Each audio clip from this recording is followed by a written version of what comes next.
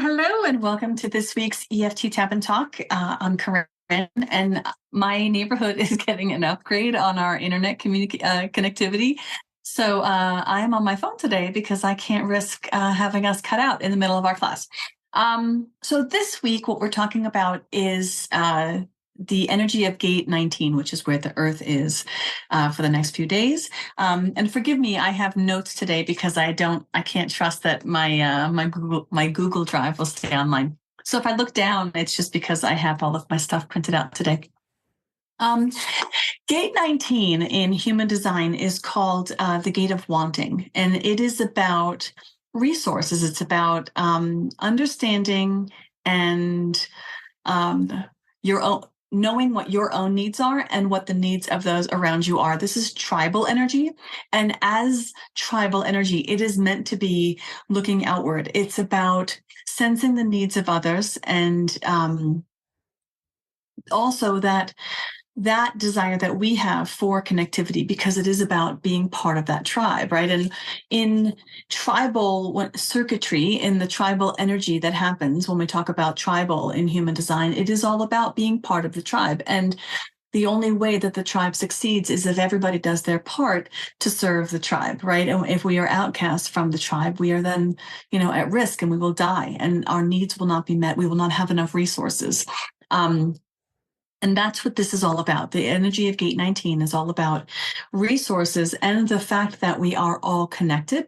And it deals with that sensitivity, that the needs that we have to provide resources for other people, and also to make our needs known, because we are also worthy of having our needs met by other people in the tribe.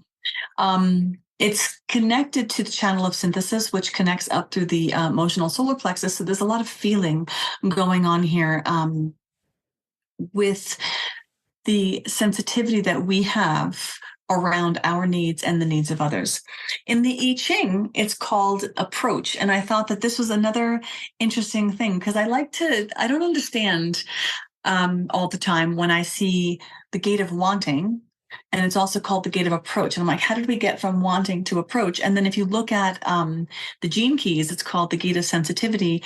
And in quantum human design, it's called the Gate of Attunement. And when you think about sensitivity and attunement and wanting, and you think about resources and being sensitive to the needs of others, all of those words make sense. But what does approach mean? So approach talks about how when we are sensitive and receptive to what's going on around us, we will then see a need to fulfill. We will see something that is wanting. We will see that there is something that needs to be done, whether this is sharing a resource, creating a resource, or finding a resource, or serving emotional needs of the people around us.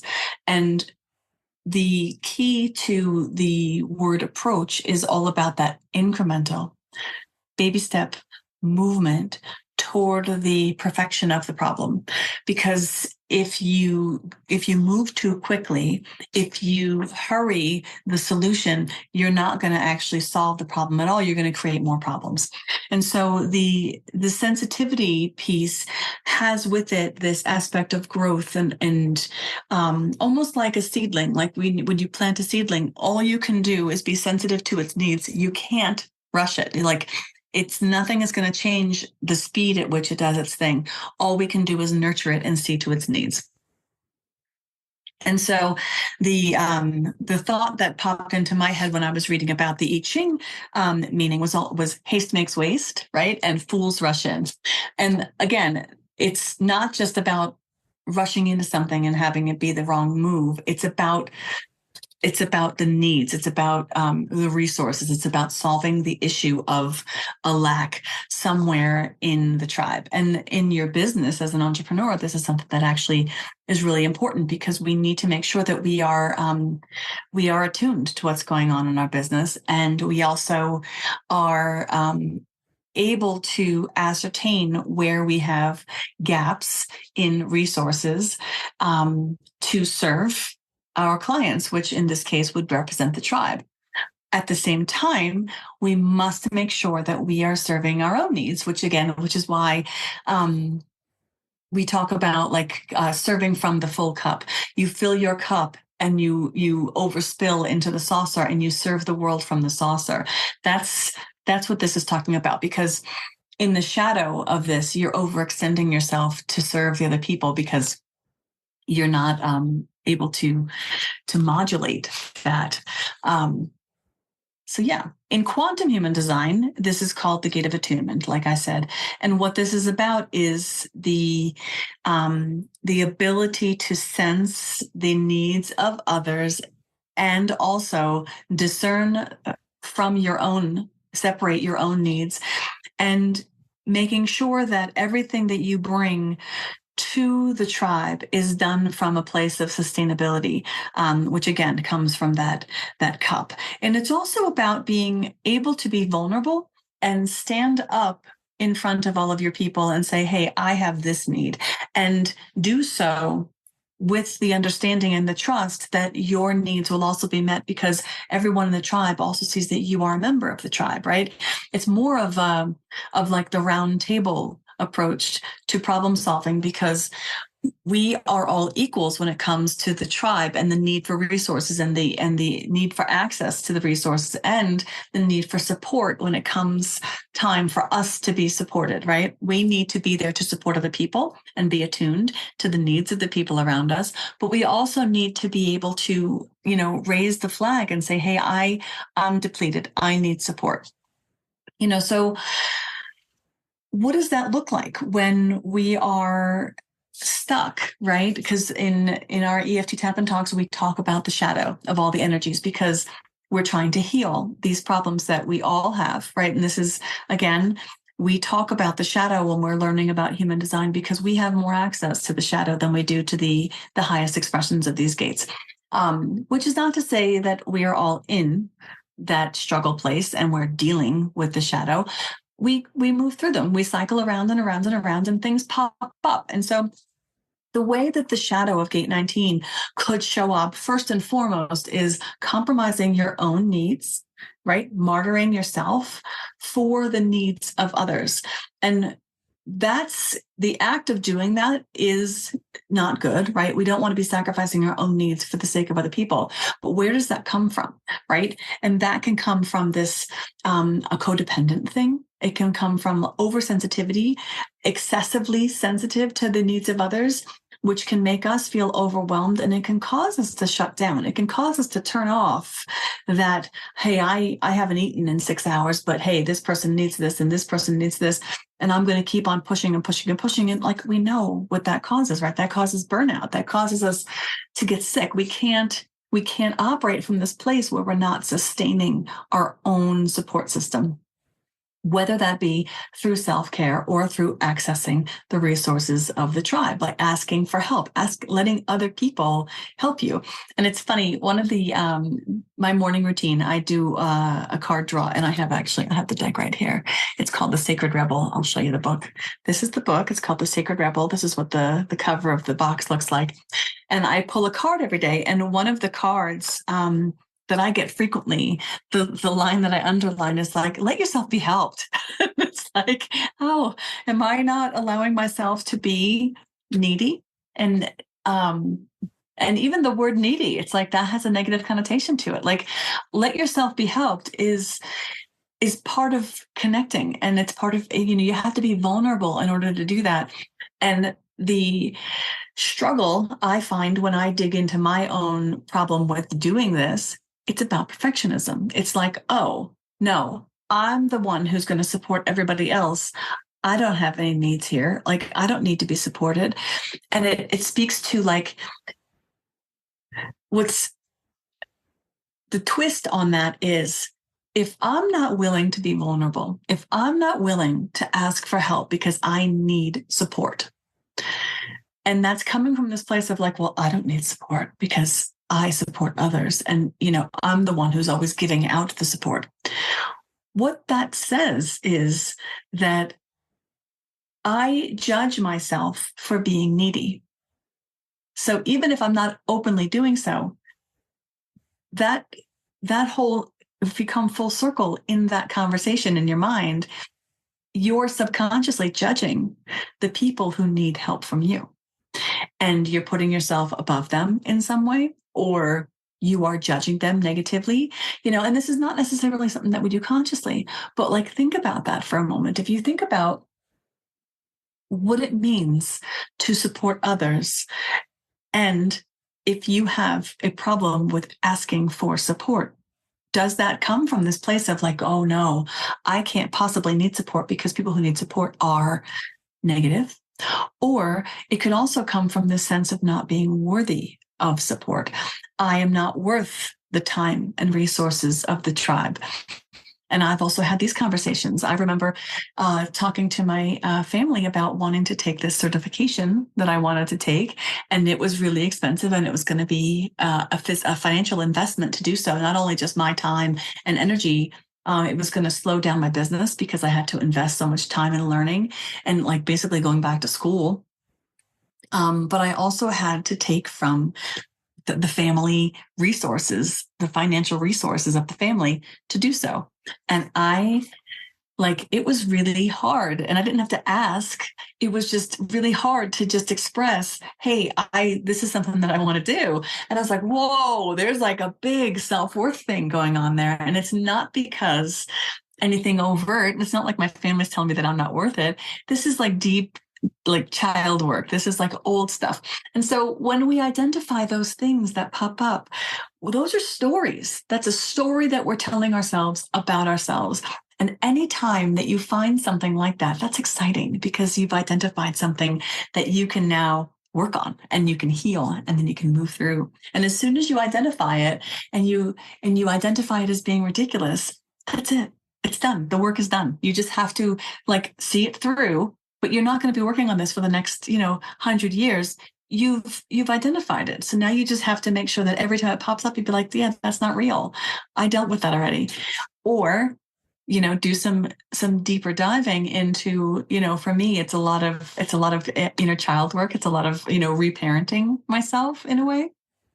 So interesting stuff. So how else does the shadow show up from gate 19? And in my notes, I wrote down fear of rejection, which is, when you are hyper aware, right? All of these are kind of tied into being overly sensitive to the needs of the group. When you are hyper aware of what's going on in the group, of all the dynamics that are happening, you could feel like you can't step in. There's not enough resources to go around, and you can feel rejected. You can feel excluded. You could feel like there isn't a place for you, whether or not you're actively being not included. Like, I guess excluded is kind of a charged word. It isn't about being pushed out of the tribe. It's actually feeling excluded because you haven't been able to find an entry in. And that's, because you're hyper aware. You're thinking too much. You're in your head about what's going on. We can become emotionally manipulative. And I think that this is one of those things that a lot, it's part of the human condition. I'm just going to say, we are probably not even aware of all the ways that we use our emotions to manipulate the situation. Everything from pouting as a child to, cold shoulder and like, oh, it's fine. Like that comedian was like, when she's talking to her husband and he's telling her something, I think it was Eddie Murphy who did this joke. And he's like, you're talking to your wife and she's like, oh no, it's fine. Why don't you go to sleep? So he's like afraid for his life because of emotional manipulation. So that is not to say that's what's happening here. I'm just saying the opposite of that is victim mentality. Like if you feel like your needs cannot be met, your needs will not be met by the tribe because of anything that you see with the resources, or there's just too much going on, or you don't belong, or you have self-worth stuff, you can drop into this victim mentality out of this perceived lack of support and resources. And this can also come out of not feeling like you can express your needs. If you can't express your needs, you can't take your place in the tribe, you can't say, hey, I need some of these things, then you're going to feel outside while the rest of the tribe is voicing and getting their needs met. Boundary issues. right? That's a big one. Difficulty in setting and maintaining healthy boundaries because of your desire to please others, because we're going to compromise our own needs, right? And that's the big, I think, the underpinning kernel of the big shadow. The shadow, when I think of Gate 19, the main shadow is compromising my own needs so that I can serve the rest. And where that comes from, that could come from that lack of self-worth, or it could come from being like this codependent, or it could come from that place of that weird judgment. And the other ways that this looks like, it looks like resentment, right? It turns into resentment and, fine, I don't need any of you. I'm going to go here and climb into my cave and be by myself forever. It can be martyrdom, like when you martyr yourself for the sake of everybody else without filling your own cup. It can turn into control issues. Like, that's a big one. And I think that, as a recovering control freak, I am intimately connected to the way that looks. And it is about being the one who's serving everybody else. Like if I'm leading, I'm a mom of 4 and we have 4 kids. And when they were little, it was 4 kids under the age of 5. It was absolute pandemonium unless I got in control. And I was always in control. It's difficult to ease out of that. And as the children have aged and now they're young adults and we're seeing them off to college very soon, the stair step down out of managing everything has been hard to release, because it's kind of one of those things where it's like, well, if you had only done what I told you to do, you wouldn't be in this pickle. But at the same time, their pickle and their journey is their own thing, and they're going to grow and be stronger for it. But that's hard. And it's, maybe the compromising of our own stuff for the sake of the tribe is more of a pattern, and not necessarily actively linked to martyrdom and, feeling outside and I can't be the one who needs because of judgment.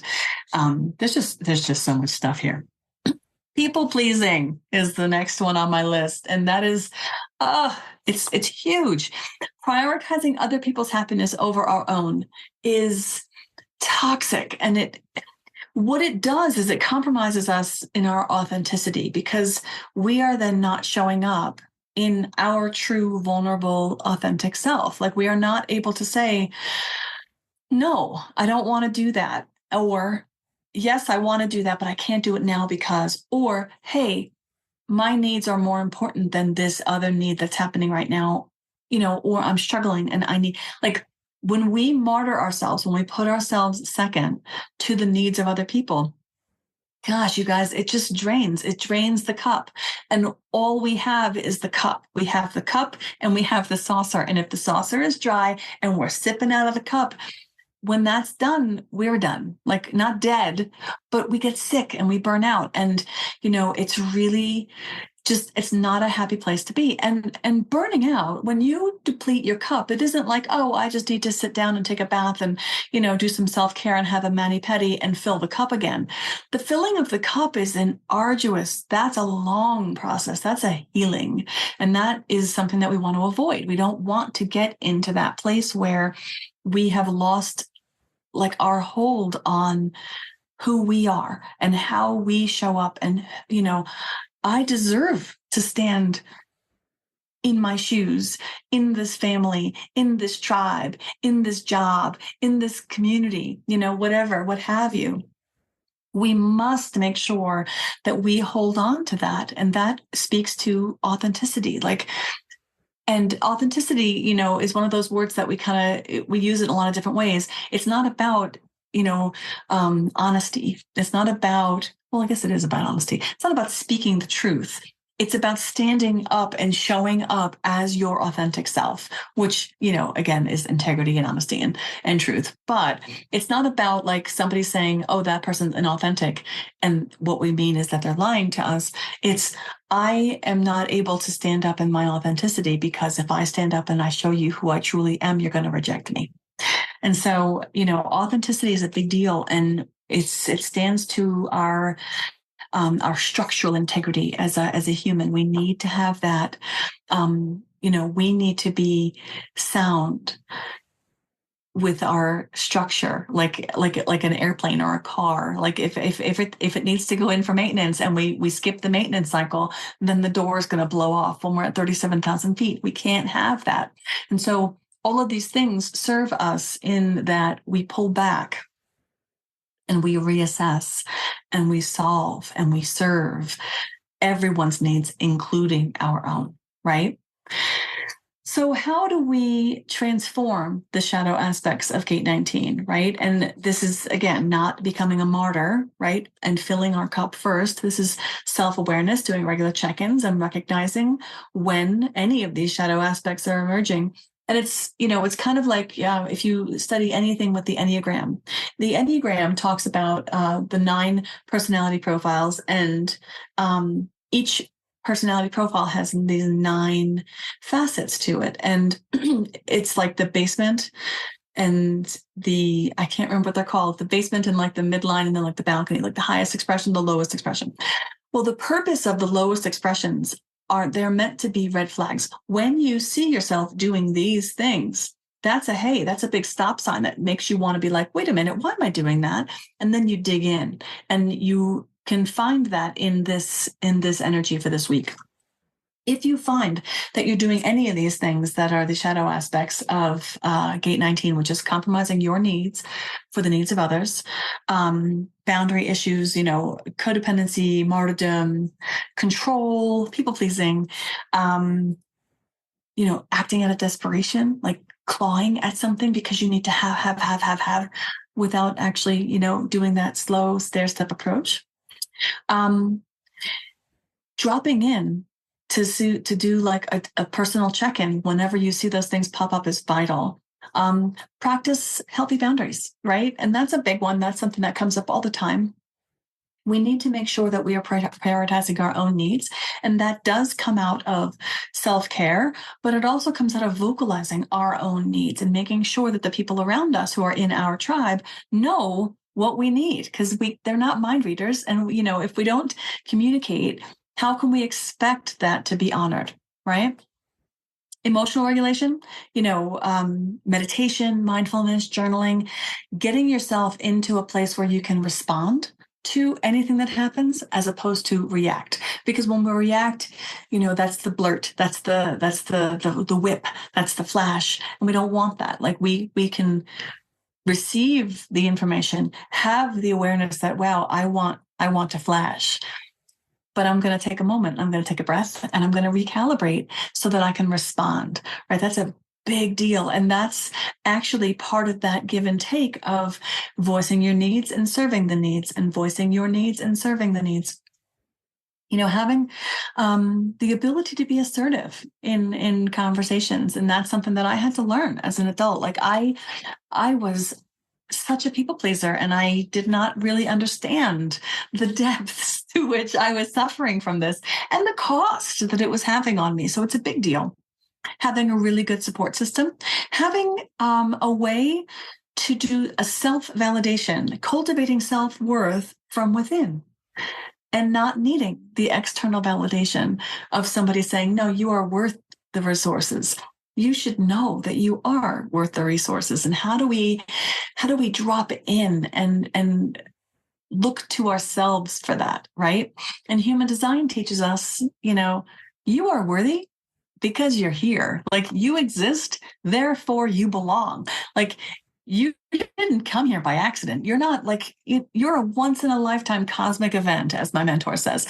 You're meant to be here. You are a vital thread of the cosmic tapestry, and you belong here. You belong here. I belong here. We all belong here as our true, authentic, and individual self. And if we could cultivate that and just know that on our own, like what a beautiful world it would be, right?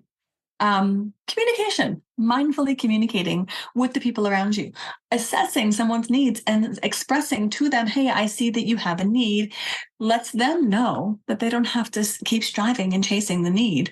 And also when you then voice your needs, hopefully the people around you will say, hey, I hear what you're saying and I'm going to support you. Communication is the key in so much of this. So have you noticed any of these shadows popping up in your life? And I know that I have. I mean, most of these come out of my own personal experience when I'm making these notes. I'm going to take a sip here as my voice gets gravelly. And when they show up, what strategies have you found? Or what strategies can you implement if you're newly becoming aware of these things in yourself, to transform these shadows and flip them over into something a little bit more positive, or just nip them in the bud and pause and come to a place of response as opposed to reaction? And are there specific situations or relationships where these shadow aspects are more likely to emerge, right? Like, there are people that just know how to push our buttons, right? And there are people who don't. Not that they don't know how, they just don't do it. Like that's something that they don't do. So think about that, and think about how you feel coming into interactions with other people in your family, in your tribe, in your work, in your neighborhood, in all the different ways. And try to, number one, give yourself a little bit of grace when it comes to judging yourself and your behavior and how you're dealing with certain things, but also understand that this is an energy, this is a frequency, and this is something that we can actually tune. This is something that we can work more closely toward actually attaining. And, the work is making it more and more and more and more automatic so that we're not actually struggling with all of these shadows. And we can just be like, oh, yeah, hey, I feel that. I see that shadow. Or you're able to say, oh my gosh, wow, the old Corinne might have behaved that way. And now I'm able to do it this way, to respond in this way. And that's progress. And we need to really do a lot of that, of I are changing and growing, because we're always changing and we're always growing, but we don't always give ourselves credit for those kinds of things. And so that is what I wanted to share with you today. And it's a thing, guys. There's a lot going on with the way that we operate as humans and how we have grown conditioned in the way that we use our interpersonal skills. And I think that the more that we dig into and explore all the different ways that this stuff rubbed us wrong or felt really good and juicy, the better we are, the more resilient we become, and the more connected to our empowerment, more connected to our vitality and our authenticity, which is really what this is all about, right? Getting closer and closer to the true kernel of who we are. So some questions from my mentor, Karen Curry Parker, on Gate 19, Gate of Attunement. How do you manage your sensitivity? What coping mechanism do you have that keeps you emotionally connected in a healthy way? Are you emotionally present in your relationships? Do you need to become more attuned to your own emotional needs and ask for more of what you want and need? That's a yes for me. What emotional patterns do you have that may be causing you to give up what you need and want in order to fulfill other people's emotional needs?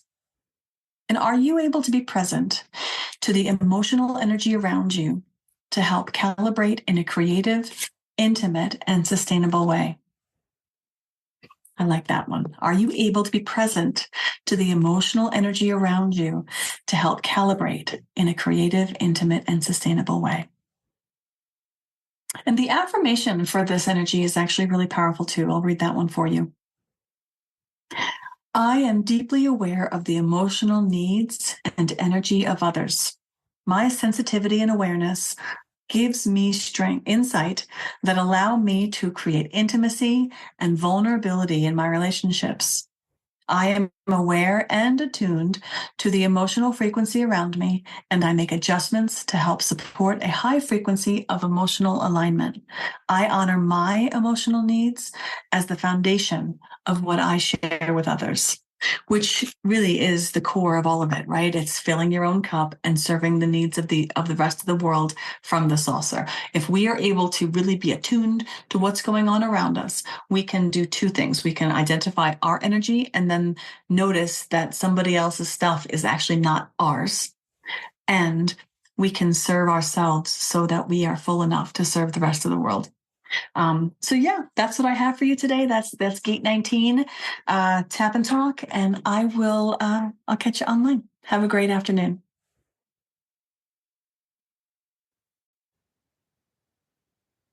Hello, hello, Corinne here.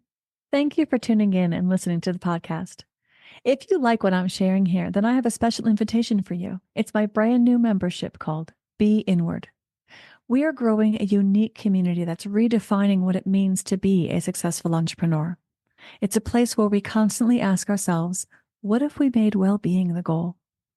If you're tired of the constant hustle and feeling like you're never fully present in any aspect of your business, then check out Be Inward. It might be exactly what you've been searching for. I invite you to join a movement that embraces an integrated work and life philosophy where your business fuels your life and your life inspires your work. Take a whole new perspective on entrepreneurship that supports every aspect of your being, personal, professional, and spiritual. And this is the best part. Right now, you can become a founding member for just $33 a month. That's a little more than $1 a day.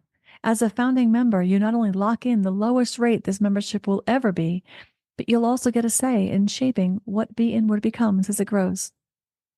Right now, Be Inward offers guided practices based on monthly themes, weekly cosmic weather reports, human design education and coaching, group healing EFT sessions, live topical Q&A and learning sessions, instant access to our growing learning library of self-paced courses, and weekly co-working and accountability.